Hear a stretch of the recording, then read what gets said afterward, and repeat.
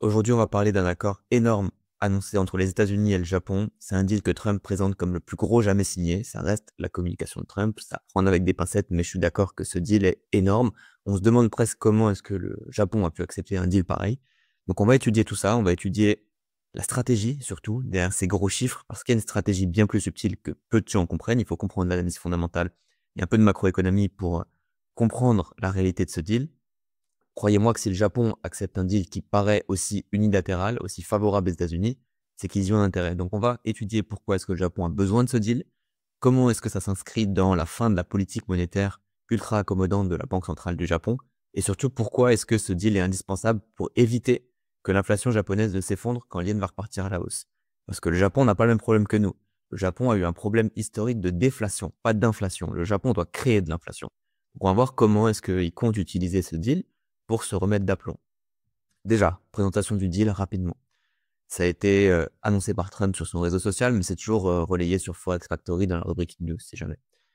Trump a expliqué que il y a eu un deal massif avec le Japon qui a été conclu, peut-être le plus gros qui n'a jamais été conclu. Le Japon va investir, sous la présidence de Trump, 550 milliards de dollars aux États-Unis. Selon Trump, les États-Unis vont recevoir 90% des profits. Attention, ça reste de la communication, mais ce qu'il faut retenir, c'est que les États-Unis vont être largement profitables sur ce deal.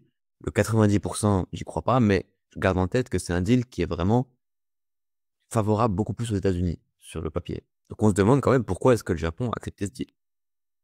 Ce deal va évidemment créer des centaines de milliers d'emplois, parce que qui dit investissement dit argent entrant, dit emploi créé. Ça fait fonctionner l'économie, selon Trump, il n'y a jamais eu rien de tel auparavant dans l'histoire. Et, plus important, le Japon va ouvrir son économie aux US, et inversement, il va y avoir beaucoup plus d'échanges entre les deux, d'échanges commerciaux. Donc c'est une vraie relation commerciale qui est en train d'être nouée entre les États-Unis et le Japon. Et en plus d'accepter d'investir 550 milliards sous la présidence de Trump aux États-Unis et de recevoir qu'une partie marginale des profits, le Japon va accepter le tarif réciproque de 15% mis en place par Donald Trump, donc le droit de douane de 15%. Alors, quand on voit le truc comme ça, on se dit, OK, mais qu'est-ce que le Japon y gagne finalement? Ça va bien plus loin que ce que vous pensez. Ce qu'il faut comprendre, déjà, résumé de la situation, premièrement. Pour ceux qui ne le savent pas, le Japon a un gros problème de déflation depuis des années. Donc, qu'est-ce que la déflation? La déflation, c'est quand, c'est tout le contraire de l'inflation, c'est quand les prix ne sont pas assez élevés. On a un problème, on n'arrive pas à faire monter les prix. OK? Grosso modo, je vous grossis le trait. Donc en fait, si vous voulez que l'économie circule bien, il faut qu'il y ait une création d'inflation. Pourquoi est-ce que l'objectif des banques centrales, c'est d'avoir une inflation aux alentours de 2%? Bah, c'est super simple. L'objectif d'une banque centrale, c'est d'avoir une inflation autour de 2% parce que ça va stimuler l'économie. Une hausse des prix va engendrer forcément plus de revenus pour les entreprises qui vont plus investir, plus embaucher. Donc, il va y avoir une hausse de revenus à nouveau pour les ménages qui forcément vont profiter de cette croissance. Leur pouvoir d'achat va augmenter et donc il va y avoir une hausse de la demande et cette inflation qui va être créée par la hausse de la demande, ce sera du coup la hausse des prix. Ok? Il y a une hausse des prix qui sera mécanique parce qu'il y a une hausse de la demande. Pourquoi il y a une hausse de la demande? Parce que l'économie est en plein boom. L'objectif, c'est de maintenir l'inflation au seuil de 2%. Pourquoi est-ce que ce seuil de 2% il est important? Parce que c'est le chiffre théorique qui permet d'étirer la phase de croissance le plus longtemps possible. Je vais la faire courte, je t'explique en gros détail dans la formation, donc j'ai pas envie de léser les membres qui apprennent tout ça à travers plein de modules de la formation. Mais si vous voulez, l'économie, c'est cyclique. Donc vous allez avoir des phases de croissance, des phases où d'un coup, on va commencer à stagner et des phases où il va y avoir de la contraction économique. L'objectif pour une banque centrale, c'est de maintenir cette phase de croissance économique le plus longtemps possible. Et pour maintenir cette phase de croissance économique le plus longtemps possible, la meilleure façon, c'est d'avoir une inflation qui colle aux 2%. Parce que ça va suffisamment nourrir l'économie, nourrir le pouvoir d'achat, nourrir les entreprises, nourrir leurs investissements pour que cette phase de croissance soit étirée le plus longtemps possible. Trop d'inflation, c'est dangereux. Pas assez d'inflation, c'est dangereux aussi. Et donc, le Japon était dans ce souci de pas assez d'inflation. Le Japon a eu pendant des années un souci de déflation, une grosse crise de la déflation. Et là, récemment, le Japon a réussi à en sortir. Comment est-ce qu'ils ont fait? Bah, c'est très simple. En 2022, quand tout le monde a eu le gros souci d'inflation qui a été lié à euh, l'essor de l'imprimante monétaire pour résoudre la crise du Covid. Qu'est-ce qui s'est passé? Pour soutenir l'économie, à cause des confinements notamment, Bah forcément, les États ont imprimé, enfin les banques centrales, pas les États, les banques centrales ont imprimé énormément d'argent. Plus on augmente d'argent, plus on réduit sa valeur. C'est comme si maintenant on trouve une pièce d'or et qu'on sait qu'il y en a une dans le monde, elle aura énormément de valeur. Si maintenant je vous dis qu'il y en a 280 trillions, cette pièce d'or ne vaut plus rien. Elle vaut autant qu'un brin d'herbe. Ok? Donc plus on augmente la quantité de monnaie disponible, plus ça fait baisser sa valeur et donc ça va faire augmenter le coût de la vie parce qu'il va me falloir plus de cet argent pour payer la même chose maintenant. C'est comme ça qu'est créée l'inflation. Donc, comme on a imprimé beaucoup d'argent pour soutenir les économies pendant la crise de 2020, 2 ans après, on s'est mangé le retour de bâton. Hausse de l'inflation, vous connaissez la chanson, donc les banques centrales, pour réduire l'inflation qui est montée quand même, certains pays comme le Royaume-Uni à 10%, c'est massif. Je vous expliquais qu'il fallait une inflation à 2%. Donc c'est un pic d'inflation massif. À partir de 2022, les banques centrales ont commencé à monter les taux pour justement réduire cette inflation-là, pour essayer de la contrôler au maximum. Pourquoi? Parce que quand on monte les taux, qu'est-ce qui se passe? On restreint l'économie. En restreignant l'économie, on restreint aussi l'accès à l'argent. Les taux sont plus élevés, donc c'est plus difficile d'obtenir des financements. Comme c'est plus difficile d'obtenir des financements, ça va ralentir l'économie, ça va ralentir l'emploi, ça va ralentir finalement la circulation d'argent. Moyen d'argent qui circule, moyen de pouvoir d'achat, plus ça va réduire la pression sur les prix parce qu'il y a moins de demande. Et donc, ça vous permet, via la politique monétaire qu'on appelle hawkish, de réduire l'inflation doucement mais sûrement. Donc, c'est les raisons pour lesquelles les banques centrales mondiales, la plupart, qui ont été exposées à l'inflation, ont monté les taux. Je vous la fais vraiment courte. J'essaye de résumer le truc le plus rapidement possible. Désolé, ça va un peu vite. Parce que l'objectif, c'est pas de comprendre ce qui s'est passé il y a 2 ans, c'est maintenant. Donc on était là-dedans. Mais quand nous on était là-dedans, dans cette grosse crise de l'inflation, le Japon était dans une crise de la déflation. Qu'est-ce que la banque centrale japonaise était en train de faire à ce moment-là? Quand tout le monde montait ses taux, la banque centrale japonaise avait des taux d'intérêt qui étaient carrément négatifs. Parce qu'eux ont un souci de déflation. Il fallait qu'ils créent de l'inflation. Alors forcément, le différentiel de taux, avec la plupart des banques centrales qui les montaient et la banque centrale japonaise qui avait des taux négatifs, faisait que le yen était beaucoup moins demandé et que les autres devises étaient beaucoup plus demandées. C'est ce qu'on peut voir ici. On est sur un graphique sur USD/JPY en daily, donc l'US dollar contre le yen. Et on peut voir que depuis 2022, le USD/JPY est aux alentours de 110. Et ce différentiel de taux a fait monter USD/JPY, UJ, à plus de 160. Vous voyez la perte de valeur du yen face au dollar? À chaque fois qu'USD/JPY monte, ça veut dire que le dollar prend en valeur face au yen. Le yen a nettement perdu en valeur face au dollar, mais pas que face au dollar, face aux autres devises de manière générale. C'est aussi vrai si on va voir ça vite fait sur JJ, c'est la même chose, exactement la même chose. Le pound contre le yen, même chose. On était vers 150 et là on a fini à plus de 206. Et aujourd'hui toujours le prix est aux alentours des 200. Donc c'est pas rien. On a une nette dévaluation du yen par rapport aux autres devises et c'est ce que la banque centrale japonaise voulait. Pourquoi? Parce qu'en dévaluant le yen, qu'est-ce qui s'est passé? Forcément, c'est ce que je vous expliquais avant. La monnaie vaut moins. Ok, la monnaie vaut moins. Et comme le Japon importe beaucoup, qu'est-ce qui se passe? À chaque fois qu'ils vont vouloir importer, ils vont la plupart du temps le faire notamment en dollars. Donc on va revenir sur le graphique de UJ, ça va être plus simple. Ils vont le faire en dollars. Sauf que pour avoir le même montant de dollars, au fur et à mesure des semaines, des mois qui passaient, et finalement ça leur coûtait 10%, 20% de plus parce que le yen se dévaluait face au dollar. Donc pour acheter le même montant de dollars, il leur fallait beaucoup plus de yens. Qu'est-ce qui se passe quand vous êtes un japonais? Tous les produits importés explosent. Ça s'appelle l'inflation. Donc via la dévaluation du yen, la banque centrale japonaise a créé de l'inflation. Bingo, c'est tout ce qu'ils voulaient. Ça fait des siècles qu'ils ont leurs problèmes de déflation, j'exagère. Ça fait des décennies qu'ils ont un problème de déflation.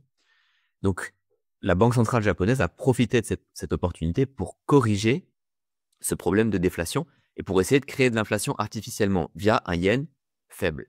Forcément, comme le yen faiblit, les importations coûtent plus cher. Ma monnaie vaut moins, donc tout ce que j'achète me coûte plus cher. Très simple. Et donc, la banque centrale japonaise a réussi à se sortir de son cercle vicieux de la déflation grâce à ce yen faible. Ok, super. Sauf que une politique monétaire aussi accommodante avec des taux d'intérêt négatifs, il y a un moment, ça peut pas tenir. Il faut potentiellement, petit à petit, faire une transition vers une politique monétaire plus soft. Et c'est ce qui est en train de se passer. La banque centrale japonaise, pour elle, la politique monétaire ultra accommodante est de moins en moins tenable. La banque centrale est en train de passer de plus en plus hawkish, mais du coup, qu'est-ce qui se passe? Comme les taux d'intérêt ne sont plus négatifs, que la banque centrale japonaise est en train de se montrer de plus en plus hawkish, donc de réduire l'assouplissement précédent, mais qu'est-ce qui se passe? Le gros souci qu'il va y avoir, c'est que le yen va commencer naturellement à reprendre en force. Parce que la faiblesse qui a été répercutée du yen par rapport aux autres devises à cause des décisions de politique monétaire n'est plus réaliste. Quand le yen a perdu en valeur, les autres banques centrales étaient en train de monter les taux. Maintenant, la plupart des banques centrales sont sur une phase descendante. Ils sont en train de baisser les taux. Et la banque centrale japonaise est, elle, en train de faire le chemin inverse. En train de durcir un petit peu, mais quand même, un petit peu, sa politique monétaire. Donc, on a eu un yen qui a perdu en valeur parce que la plupart des banques centrales montaient leurs taux et la banque centrale japonaise avait une politique monétaire qui était très souple, très accommodante, des taux d'intérêt négatifs. Et maintenant, on a l'inverse. La plupart des banques centrales commencent à baisser les taux. On a vu la BCE, la Banque centrale européenne, la Banque centrale anglaise, la Fed qui est pressentie pour baisser les taux au moins une fois cette année, voire deux.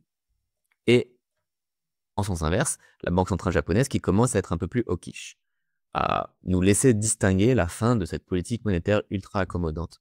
Forcément, ici, le yen a perdu en valeur, et là, c'est positif pour le yen en contrepartie. Sauf que si le yen reprend en valeur, bah, tout ce qui s'est passé là, toute cette prise d'inflation qui a été finalement qu'une illusion, parce que l'inflation, elle est positive et elle peut être maintenue que si elle est créée par de la puissance économique. Il n'y a aucune puissance économique, c'est une inflation artificielle qui a été créée ici. Elle a été créée uniquement grâce à la faiblesse du yen. Maintenant que le yen commence à être un peu plus fort, on peut voir que on a eu un net rebond du yen, notamment début 2025, fin 2024, un net rebond du yen. On était à quasi 160, on est tapé quasi 140 sur J. Donc, qu'est-ce qui va se passer? Tous les efforts vont commencer à se faire effacer petit à petit par le yen qui reprend de la valeur. Et l'inflation va de nouveau chuter. Et on repart dans le même problème de déflation. Parce que la force économique japonaise n'est pas assez présente pour maintenir cette inflation. Et donc, on en revient à notre deal avec Trump. Regardez la déclaration de la Banque centrale japonaise. Soit c'est pas une déclaration, mais regardez. Si jamais ça c'est une IA que j'utilise, c'est un outil d'IA que je suis en train de tester.